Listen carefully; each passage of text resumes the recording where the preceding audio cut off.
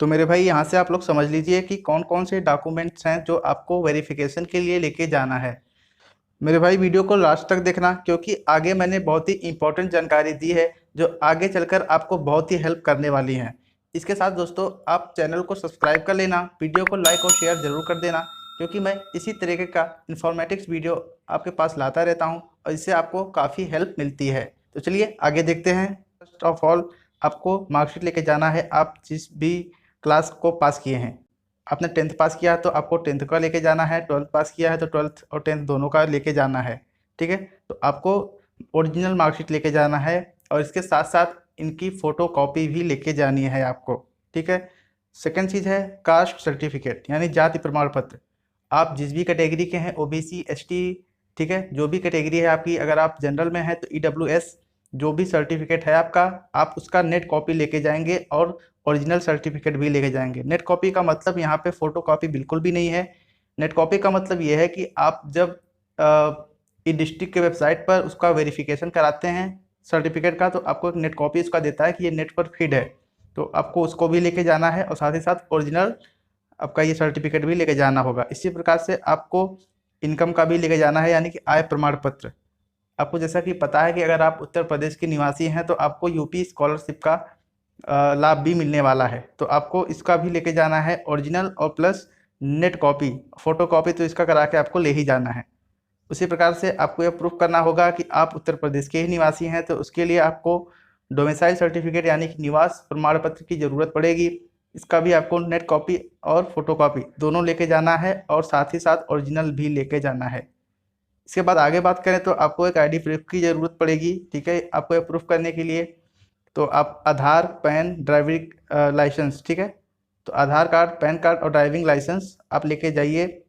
आपके पास डीएल नहीं है, पैन नहीं है, तो आप सिंपल सा आधार सबके पास होता है, तो आप आधार कार्ड लेकर जाएंगे। उसके बाद आगे बात करते हैं तो आपको एडमिट कार्ड, आपका रिजल्ट और सीट अलॉटमेंट लेटर।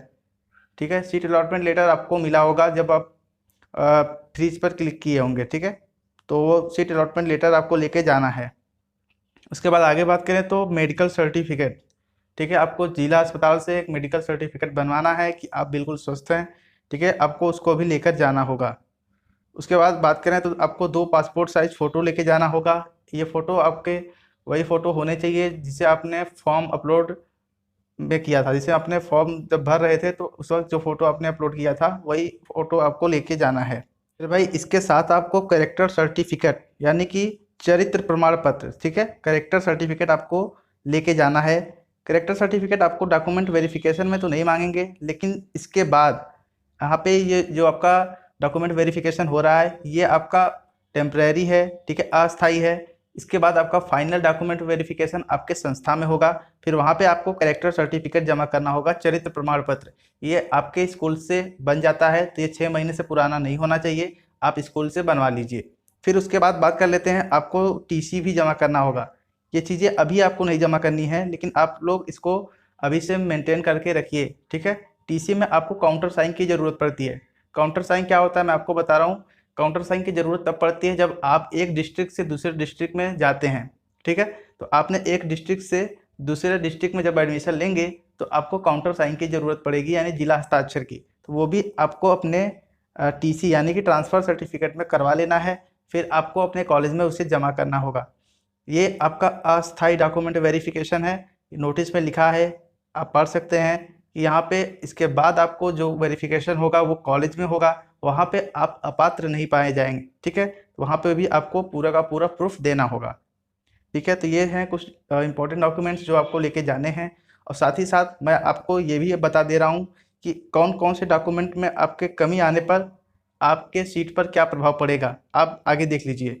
देखिए, मैं आपको यहाँ पे डॉक्यूमेंट वेरिफिकेशन वाले नोटिस पर लेकर आया हूँ और यहाँ पे सब कुछ वही लिखा है कि आपको सभी मूल अभिलेखों के साथ यानी कि ओरिजिनल डॉक्यूमेंट के साथ स्वप्रमाणित छायाप्रति यानी कि सेल्फ अटेस्टेड फोटोकॉपी और 2 फोटोग्राफ के साथ उपस्थित होना है। ठीक है, तो यहाँ पे आपको सभी डिटेल वही है जो मैंने आपको बताया है, आपको वही वही डॉक्यूमेंट लेके जाना है। इसके बाद हम बात कर लेते हैं कि कौन कौन से डॉक्यूमेंट में जो कमी है तो उससे आपके सीट पर क्या प्रभाव पड़ेगा। तो यहाँ पे देखिए, यहाँ पे दिया है कि कमी अगर इस प्रकार की है जिसका निराकरण संभव नहीं है, तो वो है आपकी एज लिमिट वाली। यहाँ पे ये कह रहे हैं कि अगर 1/7/2020 तक आपकी आयु 14 वर्ष कंप्लीट नहीं है तो आपका पूरा काउंसलिंग से प्रक्रिया से आप बाहर हो जाएंगे, आपका प्रवेश निरस्त कर दिया जाएगा।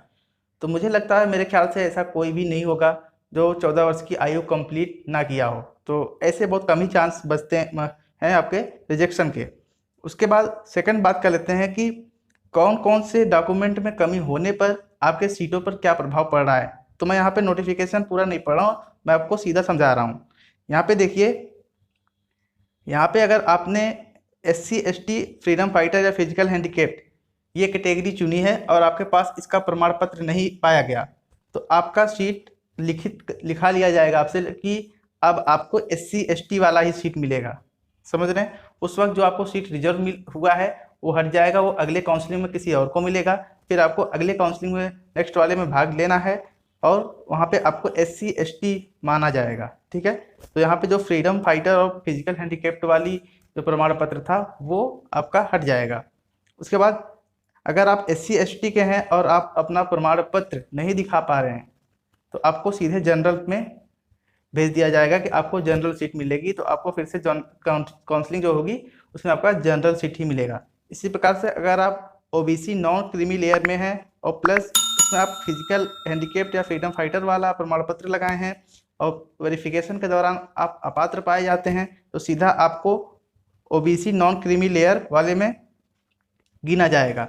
अगर आप OBC नॉन क्रीमी लेयर का सर्टिफिकेट लगाए हैं और वहाँ पे डॉक्यूमेंट नहीं प्रस्तुत कर पा रहे तो आपको सीधा जनरल वाली सीट मिलेगी। इसी प्रकार से अगर आप जनरल EWS, फ्रीडम फाइटर या फिर फिजिकल हैंडीकेप्ड के हैं और जनरल EWS में आपको तब्दील कर दिया जाएगा अगर आपने प्रमाण पत्र नहीं दिखाया। अगर आप जनरल EWS कैटेगरी के हैं, आपने प्रमाण पत्र नहीं दिखाया तो आपको सीधा नॉर्मल जनरल में भेज दिया जाएगा। इसी प्रकार से यहाँ पे भी है, अगर जनरल EWS में फ्रीडम फाइटर और फिजिकल हैंडीकेप्ड वाले हैं तो आपको सीधा का सीधा आप जनरल में चले जाएंगे। तो ये हैं कुछ चीज़ें जो आपको जाननी चाहिए। ठीक है? अब आगे हम लोग बात कर लेते हैं SC ST वाला।